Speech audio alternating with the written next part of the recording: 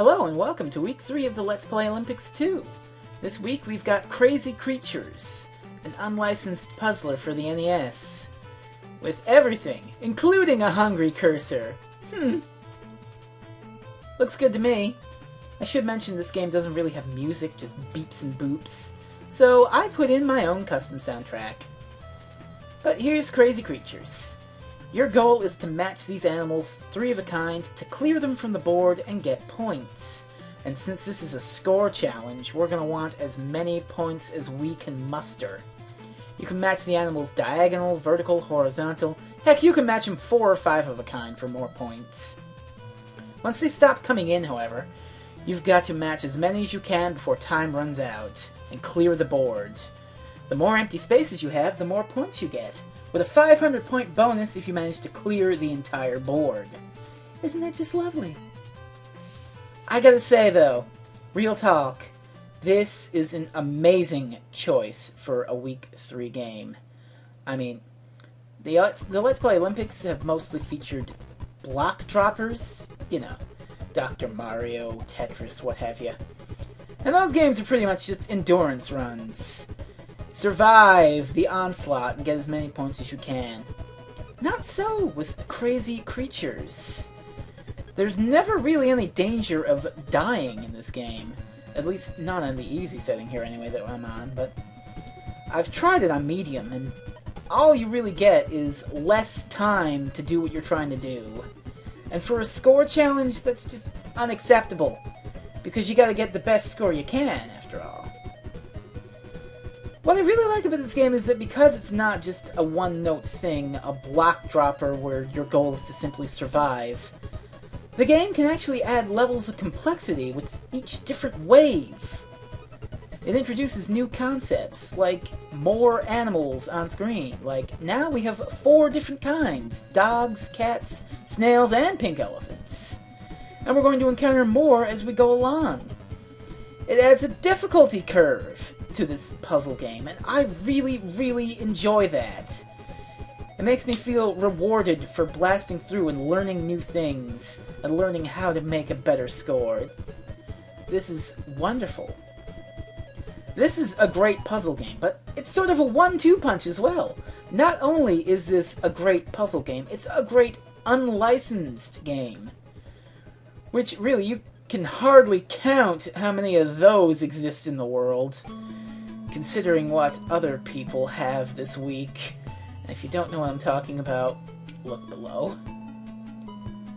I remember a little experience with unlicensed NES cartridges.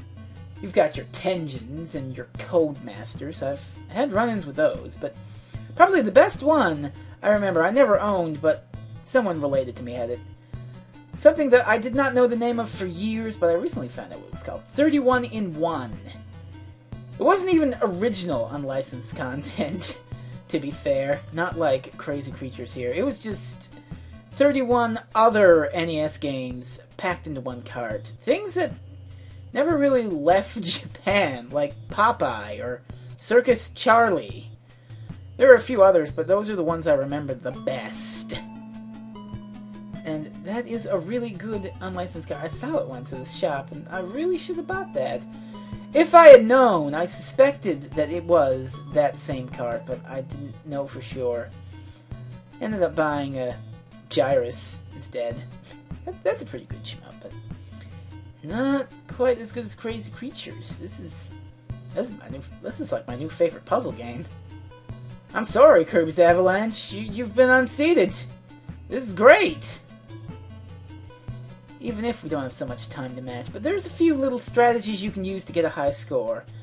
The game does offer these little hints every time you clear a wave, and I'm skipping by them because I need the time to earn more points, but I'll tell you a few fun things about this game. If you hit the B button, you skip time, and you get more points for doing so. Usually you do this when you're done with the level, like when you've cleared the board, but if you know, well, I've only got like 3 elephants left to match, I can't really do much else, you can just skip time and get a few extra bonus points. I'm not sure how many you get per, like, second skipped or whatever, but it's a good thing to do. And again, like I said, more complex things. These weird blue balls and mouths that remind me of the opening to the Rocky Horror Picture Show. You need to match 4 of those to clear them, as opposed to 3 for the other animals.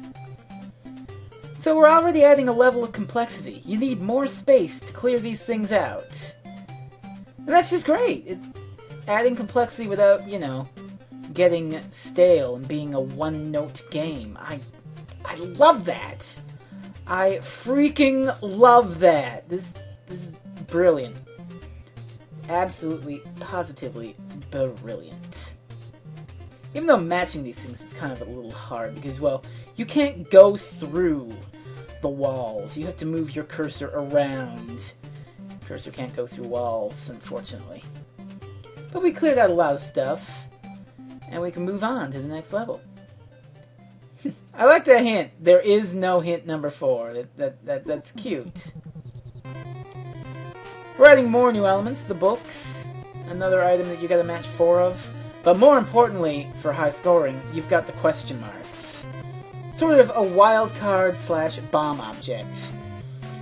It'll eliminate every piece around it and get you lots of points. 50 per piece it destroys, and 200 for actually shooting off the piece itself. Now, the best thing to do with those is to build a little wall of things, a wall of useless junk, 8 squares around, and then stick a question mark in the center. And BAM! That's like 400 extra points right there, and we've got 3 more of those left to go, but I do want to clear out those little alcoves down below. So I'm going to have to use a few of them there, just like that. But otherwise, it's great. It's another new element to the game, and they're slowly introducing new things, getting you acquainted with the game. You could consider this a tutorial of sorts, but it's not really holding your hand. It's just introducing new elements slowly, and that's great. It is in your best interest to make as many blocks as you can around where you're, you know, exploding the question marks, but sometimes you just gotta clear out the space. Because you do want more empty space to get more points at the end of the level, right? As opposed to just matching things regularly. But it's really great. This is one of my favorite levels, but there are a few levels coming after this that are not so good. This one in particular. You've got very narrow corridors with a big space in the middle. And now we're combining things you have to match 4 of and things you have to match 3 of. Red elephants and gray elephants. There are bombs, and yeah, again, it is in your best interest to keep them for the middle, where you just shoot them off and get lots of points. But that is kind of tricky. The corners often get clogged by these things. I really don't like this level. I just play in the middle. I don't even really bother with the stuff back here unless I can grab some pieces to make a 4 or 5 match. Clearing out the elephants, you've got to do it, but it's not going to give you as many points as clearing out the mouths or the balls or what have you. But it has to be done, so you have to find the perfect balance. I have to clear out elephants, and I have to clear out these things in order to get more points than the paltry 30 I get for clearing the elephants away. And those side tunnels are absolutely clogged. It's kind of a waste to deal with them. I'm just going to move things into the middle so I actually have the space to match. This is my least favorite level. I don't like it. But luckily the ones that come after are really, really fine. And we're free of it. Didn't clear out too much space, but those are the breaks. Now this level is one of my favorites. We go from one of my least favorites to one of my favorites. It's sort of a non-complex rectangle, but every piece here is a 4 match, and you have just enough space to do it vertically, unlike the narrow corridors where you have to be really precise. And it has bombs, and you can really easily set up a nice little round square to blast away and get lots of points. Cool level. Really great wave. Just gotta match all the things. All these weird... Those look like mouths to me too, I suppose. Different sort of mouths, like lady mouths, as opposed to just Guy Mouse. The Guy Mouse are there, they're square and they're wide open, but those look like they have lipstick on them, they're giving a little grin. I'm not sure. Unlicensed NES graphics are a bit weird, but not too bad. Not too bad at all. We've got lots of matching to do, and, well, it's not too complex. I like this level a lot. And look at that, we've got a nice little chain going there. We did the vertical and the horizontal and got extra bonus points. That's something you really can plan for in this level, because it's straightforward. It's just a rectangle. There's nothing more complex about it. It's just a rectangle. You can do lots of cool matching tricks. You know, if you want. If you want a good score, you gotta do that. Because we are gonna get ourselves a really nice score, I think. Even though we're just shy of 50,000 now, but we got time. And we are past that. Wave 9 introduces people. And people have 5 to match, as opposed to the 4, so even more complexity. The opening sections of the stage don't even bother matching the people. Just arrange squares and explode your bombs to get lots of points. That is the best possible action to do.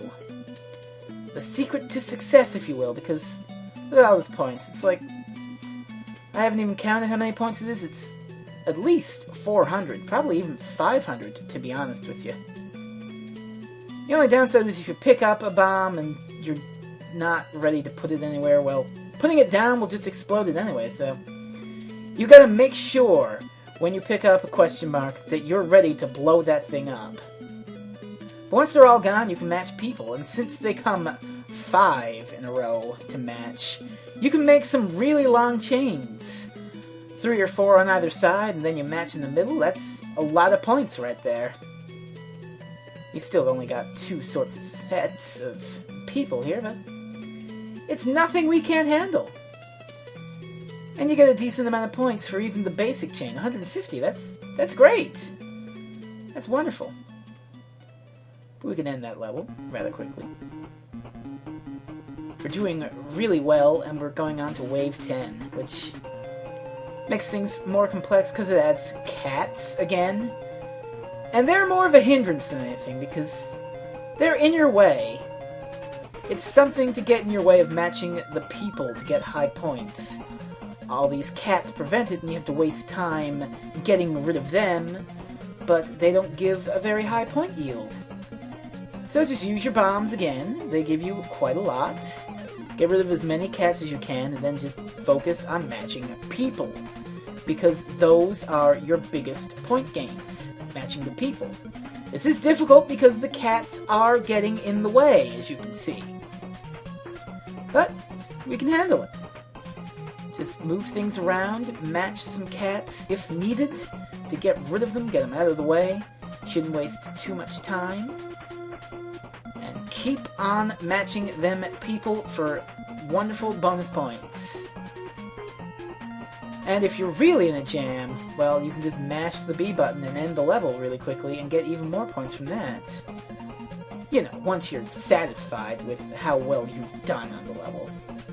I mean, if you've got 5 seconds left, you've got one more match to make. I don't know if it's in your best interest or not to match that, or just blow through. That's up to you. It's strategy. And with that strategy, we've already passed 70,000 points. That's great. We've still got time, though, and the next level is a huge point yield. Wave 11.